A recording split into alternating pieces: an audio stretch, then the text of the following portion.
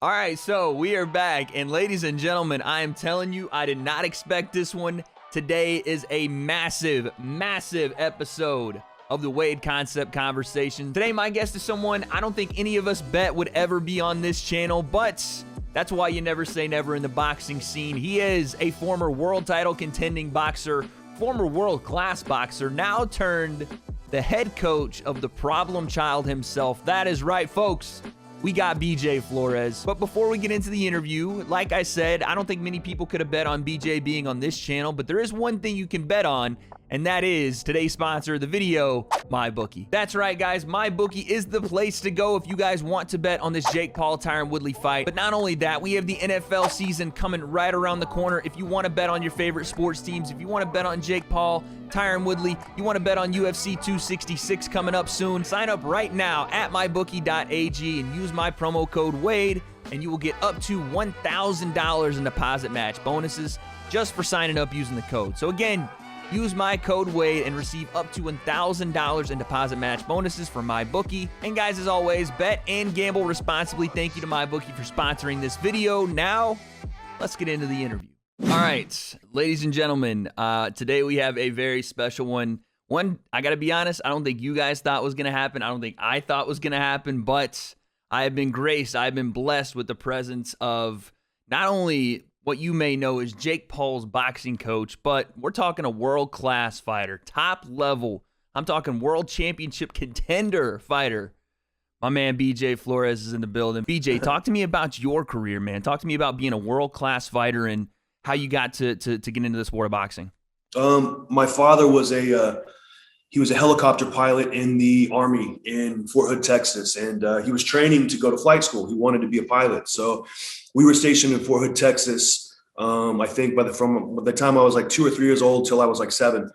And my father loved boxing. My grandfather was a professional boxer in Mexico and would travel up and down the coast and fight. And my dad always loved boxing. So when he was in the Army in Fort Hood, Texas, he went to the boxing team and met the head coach there, Kenny Adams. And Kenny Adams went on to be the 1988 Olympic head coach for Team USA. And he was a good, obviously an amazing boxing coach. And the Army team back in the time was one of the most revered boxing teams in the country. They had a lot of good fighters: Ray Mercer, Kennedy McKinney, Vincent Phillips, Gerald Leger, Kevin Bryant. They had a lot of good guys that went on to be Olympians, gold medalists. And my youngest childhood memories, I remember me being in the boxing gym in Fort Hood, Texas, watching these guys who would come over to me in between rounds and talk to me and tell me stuff. And that's kind of how I got started. And I started immediately. Once I turned 8, I immediately wanted to start boxing. I had my first fight when I was 9. And then I had 122 amateur fights. I was 111 and 10 as an amateur. And I got to represent, Team USA and fight against France, Korea, China, Switzerland, Germany, Australia.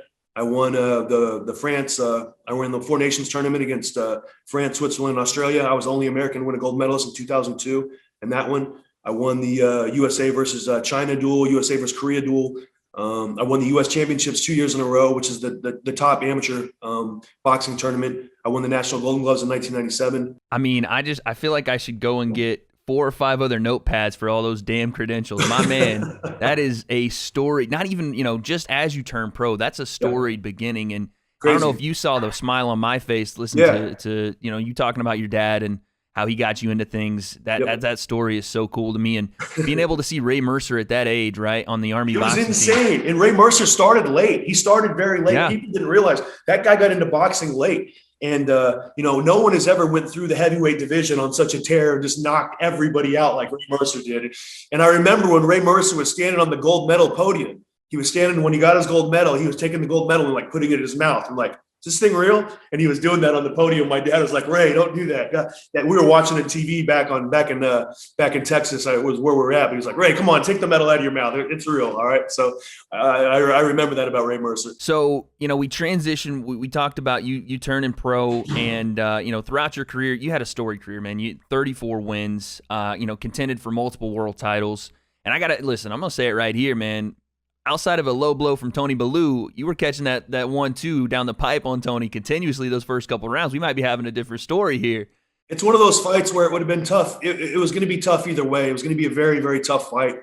even if without the low blow. I mean, and it was bad. It wasn't like on the belt line. It was below the cup. It was like a left uppercut going up. And it was one of those shots that when you get hit, you just can't even nothing. Like I was just like, oh, I didn't even know what to do. And even if I would have had the full 5 minutes to recover, the full 5 minutes, Tony Bellew he's a great champion. That was going to be a very tough fight for me either way. But you haven't really seen Tony Bellew really get outboxed like that for 2 full rounds, like pretty dominant like I did. So it kind of is a good transition from there to talk about, as, you were 37 at that time, as the career came to an end in the ring. Yeah. You can call it chance, you can call it fate, but you get a call from Shane Mosley. Yeah. And this is kind of where you and Jake meet, and I really wanted to focus and hone in on this because obviously now you've transitioned from fighter to coach. Yeah.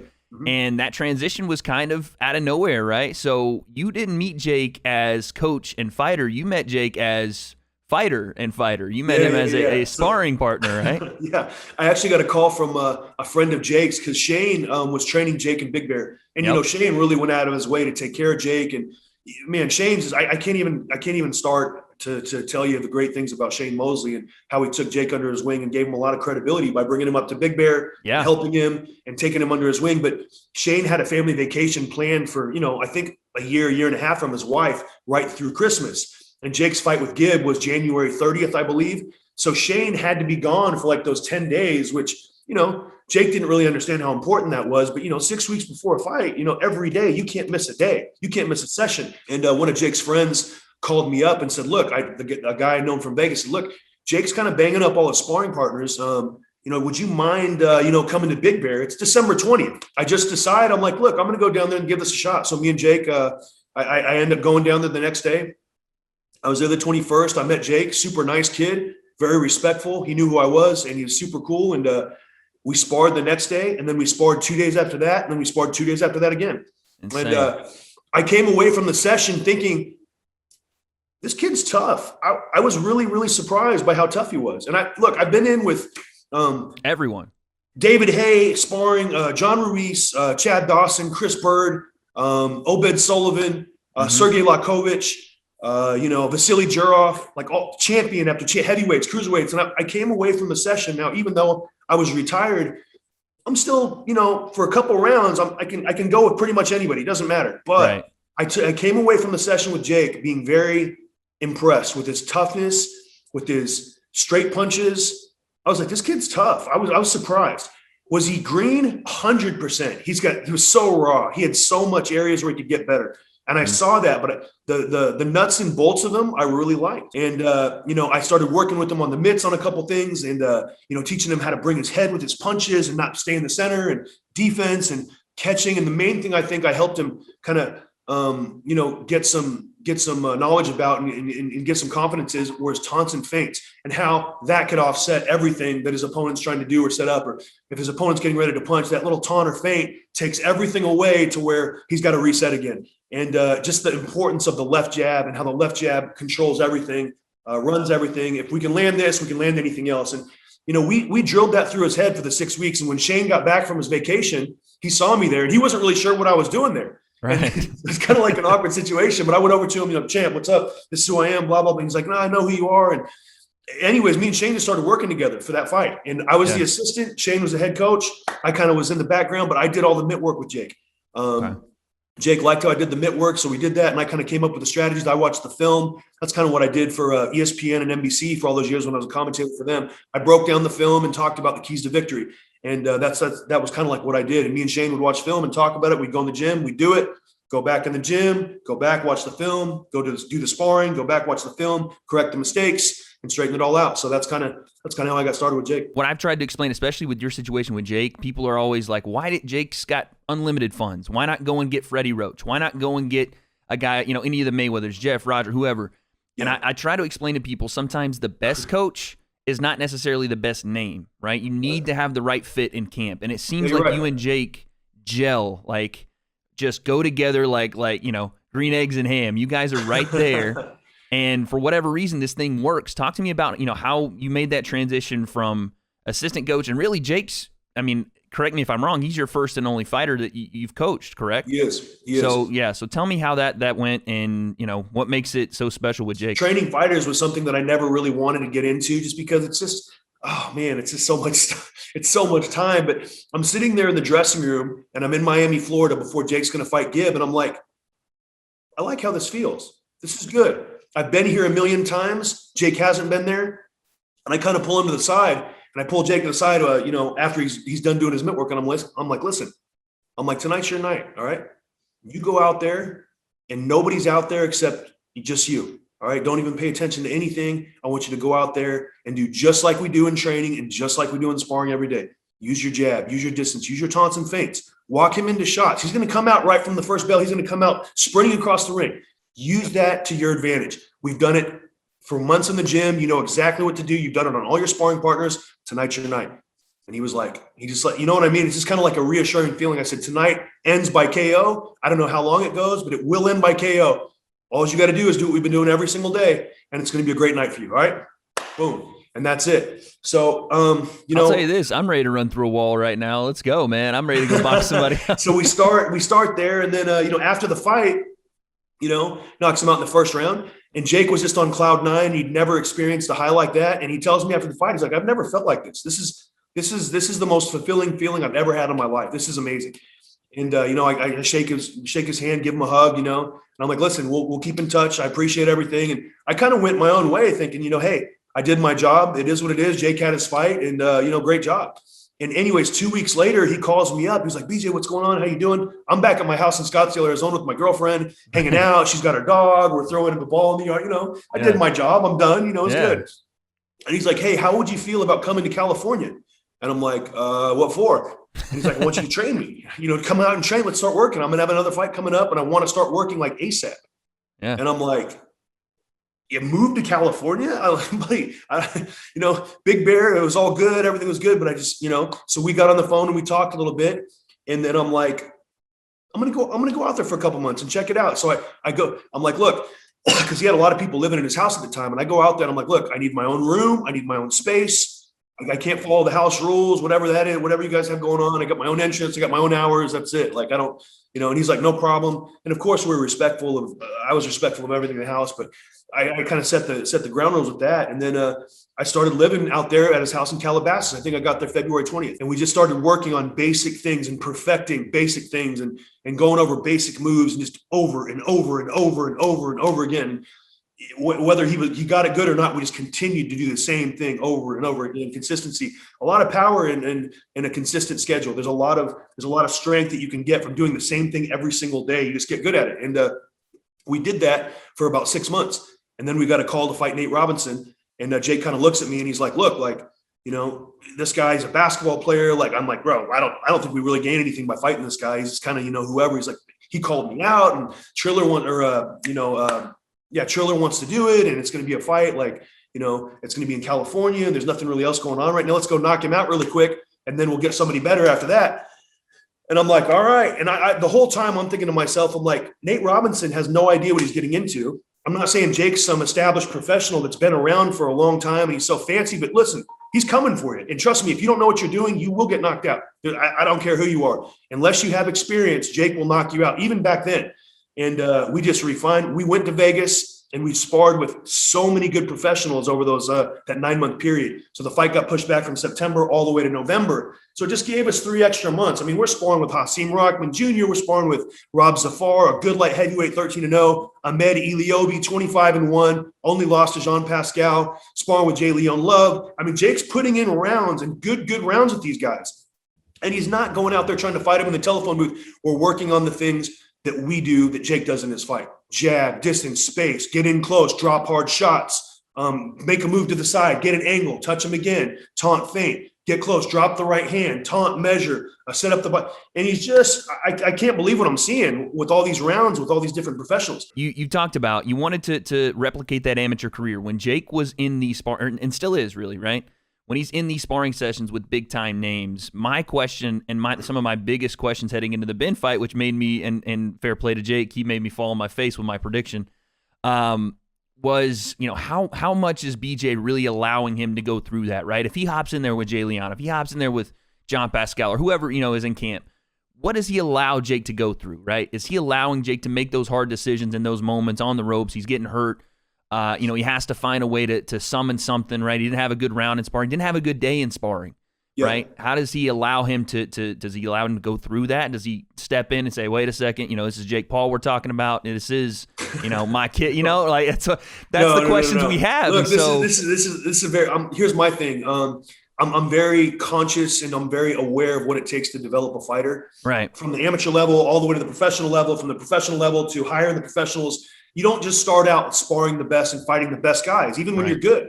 Right. Olympians come out of the Olympics. They don't come out fighting the best pros their very first fight. It takes time to do it. And with Jake, I matched him and I sparred him with guys who are kind of, within 10, 15 fights, professional fights in the beginning when we just started. And then as he kind of graduated through the ranks, we started sparring better guys. Look, he surprised the hell out of me. And these guys come in the gym thinking, oh, he's a YouTuber and all this. And there's a lot of guys with very good names who got their asses whooped in Las Vegas. I'll just leave it like that. Wow. You know what I mean? A lot of guys who just couldn't have walked away from the sparring session more shocked. Jaw on the ground. It's like, I can't believe this guy is like this. So he took his bumps and bruises. Trust me, he didn't win every sparring session, but he was competitive in every single session. And that's all I wanted, Good. So, it's one of those deals where he just really, there was no time to sit there and baby this kid. If we're going to be calling these guys out and going after these guys, we have to put the work in. And there's no substitute for hard work. There's no substitute for going through those feelings and going through those emotions in the ring and learning it. I can't tell him how to feel on that. He's got to feel it himself. Exactly. So I equipped him with some sharp tools, some good straight punches, some good defense, some nice short uppercuts on the inside, some good counter shots. And then from there, I felt like he was ready to, kind of swim in the water by himself a little bit. And he did great. He really did. Like I said, I'm not saying he won every sparring session, but he won almost every sparring session and he was competitive in every session. And that's, more than I could ever hope for. Yeah, no, I think that what you're doing is allowing Jake to almost, he almost possesses a cheat code in this game that you don't really get, right? Yeah. You're forcing it to him, but it's almost like he's willing to accept it, right? Where most guys, and I can say this, through experience and watching it in the gym, most guys will, crumble under that kind of pressure when you're just day after day with big time names. And you said something there that really kind of caught my ear was, if we're going to call these guys out, right? If we're going to call these guys out, and I assume you're talking about how Jake has handled, the outside of the ring stuff, the on social media, the Conor McGregor stuff, the, MMA stuff where he's going into a UFC event and 20,000 people are yelling, excuse my language, but fuck Jake Paul, Jake right? Paul, yeah. So, you have that side of Jake, and I know that you two are different people, and this is why I wanted to get your perspective. As his head coach, when you hear Jake talking about Conor, he's got the sleepy chain, he's talking about he wants to fight and beat Canelo at some point. What do you, is there any, on your end, is there any kind of, I guess, pause or cause for concern to be like, let's, dial it back? Or is that something that okay, if that's what we're doing, then this is what we got to put in game plan in the gym and we work toward it that way? Like, what is your perspective on a lot of that? To be honest with you, like you throw in names like Conor and then you go to Canelo, like it's like, it's not even right. Conor's the least of my worries, honestly. Like it's a great fight for Jake. Jake's way bigger than Conor. He's got honestly. Yeah. No, I agree.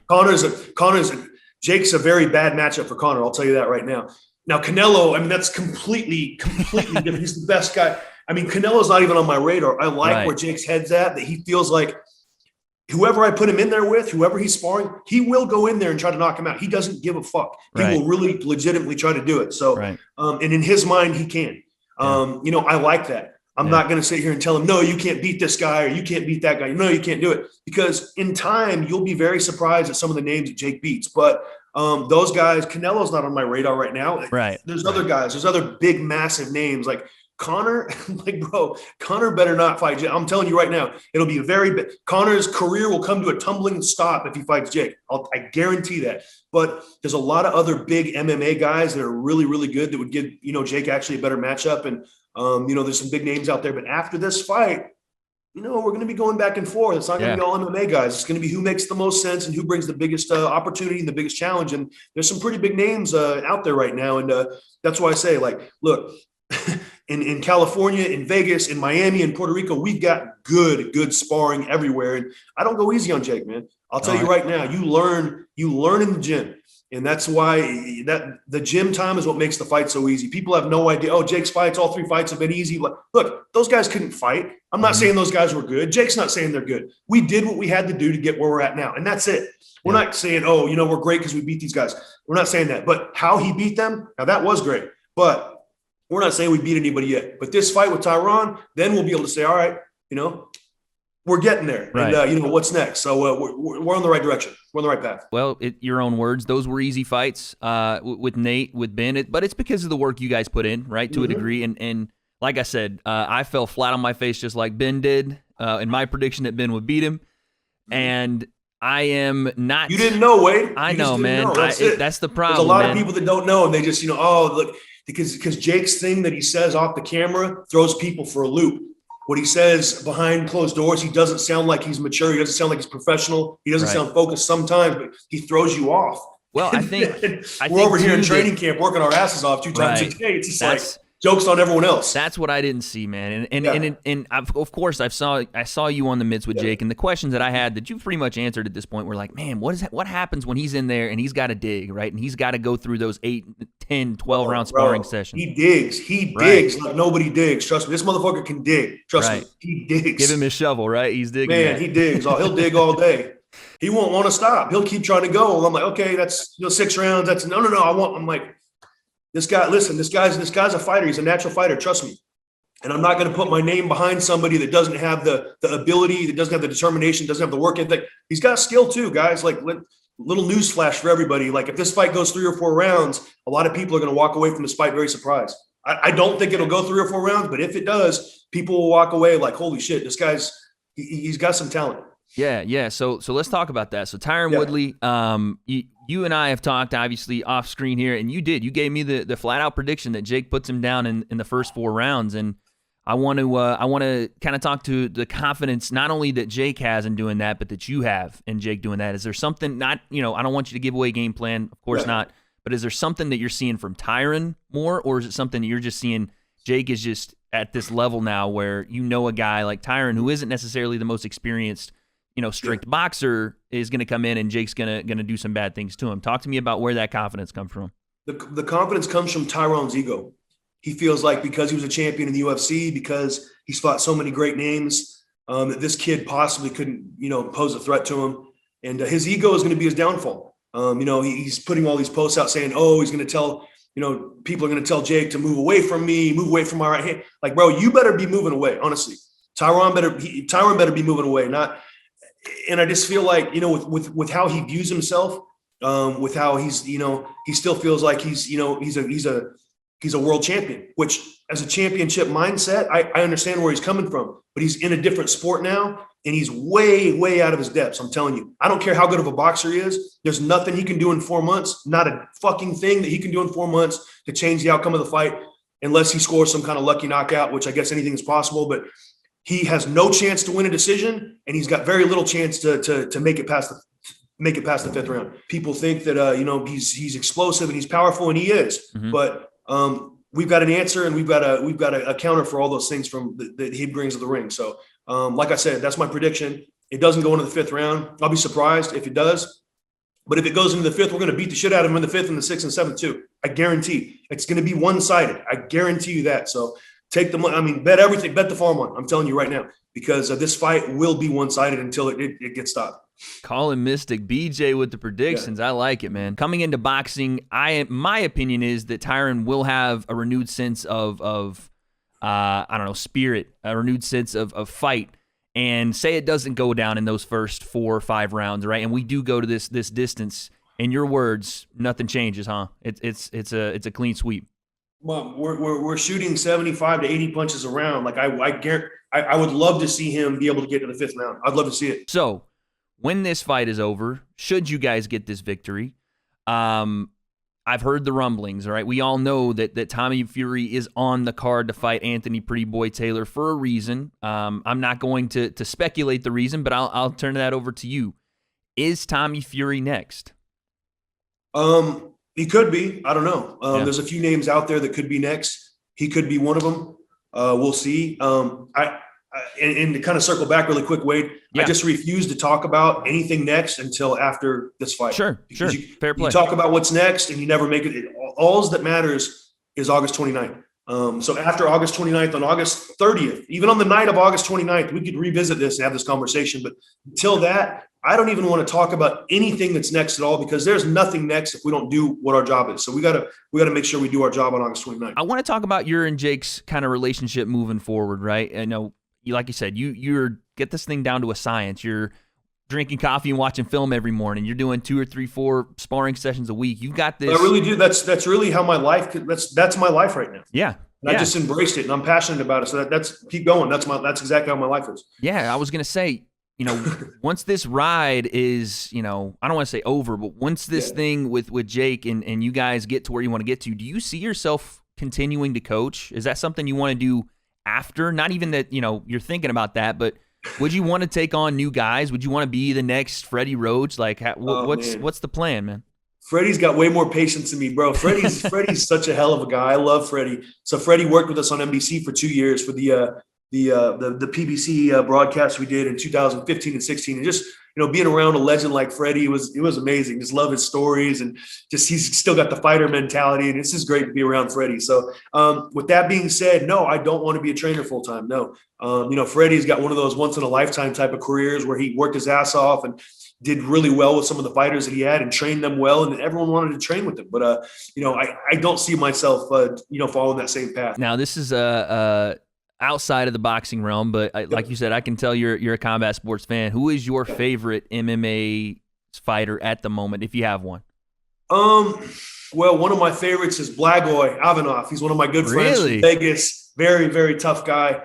And one of my other favorites is Francis, because Dewey Cooper trains him. Dewey's one of my good friends. Oh, man. And I saw Francis kind of when he was coming up and everything, and Francis is just a savage. I'm a heavyweight guy. I like the heavyweights. I like boxing, MMA. I like the heavyweights and the light heavyweights. I like those guys. So, and then obviously anybody who Hav Mendez trains, I like, because even though it's kind of not my style, I really respect Hav as a great coach and a sharp guy and a good mind. And I just like his mentality going into these fights. So I like all those Russian kids that he's got now. They're all tough as nails. I don't understand what they're doing, and it's not necessarily the most entertaining thing to watch when they're on the ground like that, but I respect what they do. Listen, I wanted to give you one chance to talk about something I know is important to you, and I know is important to Jake, and I'd be remiss if, again, my personal opinions aside, what you guys are doing with Boxing Bullies is something really, really amazing, and I wanted to give you a chance to talk about that. Tell the people what Boxing Bullies is and what you guys are doing.